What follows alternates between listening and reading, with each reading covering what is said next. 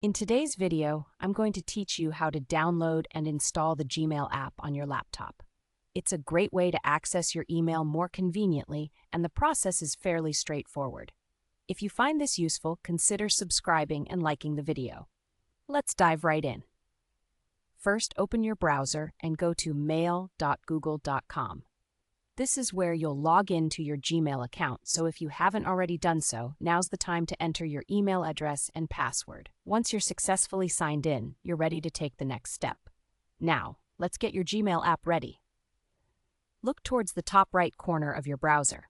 You're going to see three dots arranged vertically. This is often referred to as the More Options menu. Click on those three dots, and a menu should slide down. In this menu, you want to hover over the option that says either Cast, Save and Share, or More Tools, depending on the version of your browser. Once you do that, another set of options will appear. Look for the one that says Install Page as App, or if you're on an older version, you might see Create Shortcut. Once you've selected the correct option, a pop-up might appear on your screen. In that pop-up, there will be a checkbox asking if you want to open as window. It's important to check that box.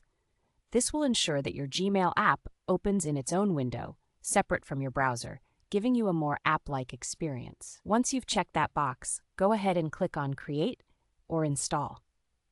And just like that, you're almost done. The Gmail app will now be installed. You can find it either in your Windows Start menu or, if you're using a Mac, in your Applications folder. It's now easily accessible for you anytime you want to check your emails.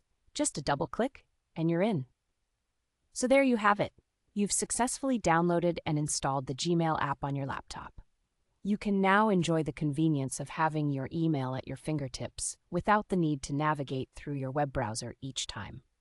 If at any point you feel a bit confused, or if something doesn't go as planned, don't hesitate to rewind and go through the steps again. Technology can sometimes be a little finicky, but with a bit of patience, you'll master it in no time. Thank you for joining me today. If you found this guide helpful, be sure to hit that like button and subscribe for more tech tips and tricks. Happy emailing!